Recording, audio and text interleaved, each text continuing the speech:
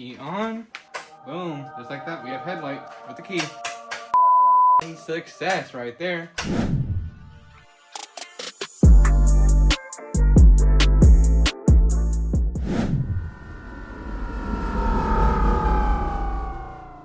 What's up guys, and welcome back to Wherever in the Garage. If you're into scooters, custom mods, or pretty much anything two-wheeled, make sure to hit that subscribe button. Today we're going to be doing a very simple electrical modification that's not only going to help visibility, but also safety. You want to be seen riding these things around. From the factory, all these GY6 motors are having headlights run off of an AC system directly from your stator. So if your engine's not running, you don't have a headlight. Or if it's just idling, it's super dim. And that is not ideal, especially if you get stuck riding at dusk or nighttime and you want to be seen, or you're stuck at a stoplight and you're idling. Sometimes they go so dim you can't see them. So we're gonna go ahead and tap into the DC side of this wiring harness and get the headlight running directly off the key and running full power all the time. And this is going to be a pretty simple modification. It can get a little more tedious if you want to add a relay for safety or stuff like that. I will definitely be adding a small fuse in line, but no relay for this install today. If you would like to do that, there's a lot of other videos you can look up just to how to run an inline relay. So before we get into it, always make sure that you're working safely. I would disconnect the battery once you know what wires you're going to be tapping into,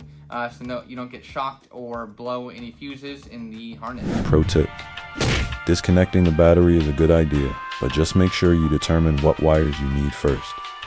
So get on it, brother. So let's go ahead, jump over to the bike, and I will give you a step-by-step of exactly what wires I'm going to be tapping into and some ways you can find the wire that you'll need to tap into and make it look pretty clean. So see you at the bike. All right, so just want to show you real fast what I'm talking about. So I'm going to turn my key on and there's no headlight. Once I start the bike, the headlight went. And then I'll show you, I'm going to rev it up so you can see the headlight gets brighter and then dims the more the RPMs adjust.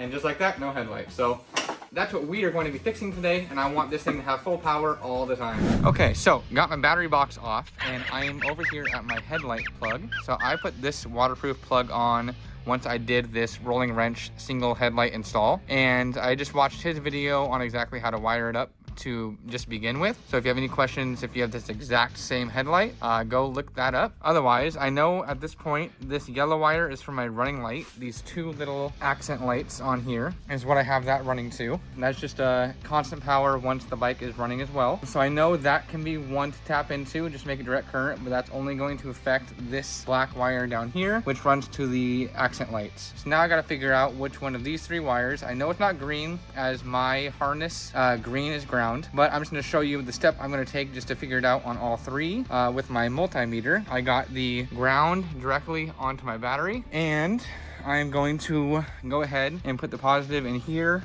I'm going to turn it on to volts and AC.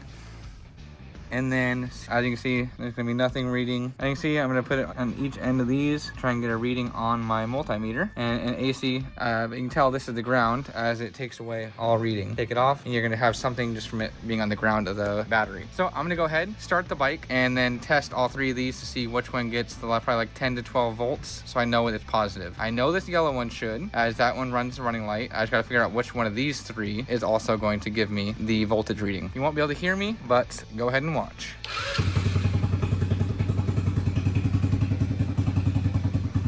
Just to show you, I'll do the green, just to show nothing. White, only two, that's not what we want, so let's go for the blue. All right, there you go. That's the one. Blue, you're my boy!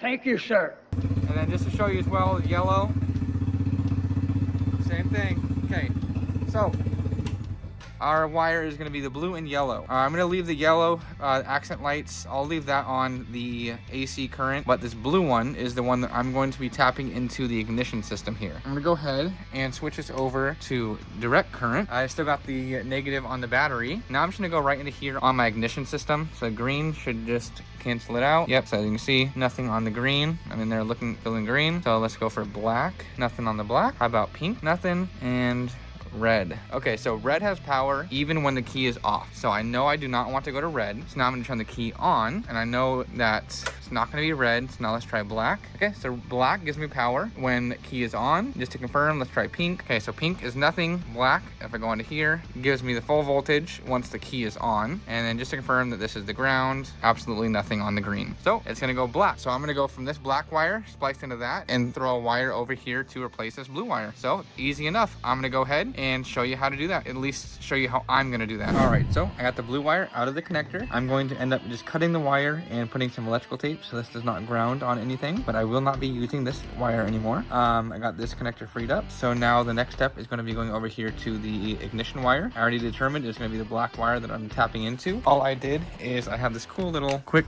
stripper I just threw right onto the black wire, and I snipped it this way, and then I turned it around and I snipped it over here. Now I'm gonna go ahead and use a razor blade and just go right down the middle of this, and it's going to expose the middle of the wire, so I'll show you in just a second. Okay, so I use razor blade, went right down the middle of this. Now I should just be able to, I can with one hand, boom, peel that off. Now I got some wire right down the middle. That's going to be perfect. So I'm going to go ahead and get some wire pulled out of my little wire box, and I'm going to go ahead and wrap it around this a couple times, solder it, and then throw some electrical tape over that. So go ahead and get it done. All right, so got a nice roll of black wire here. I'm just going to go ahead and use my quick strippers, give it just a little bit of length here.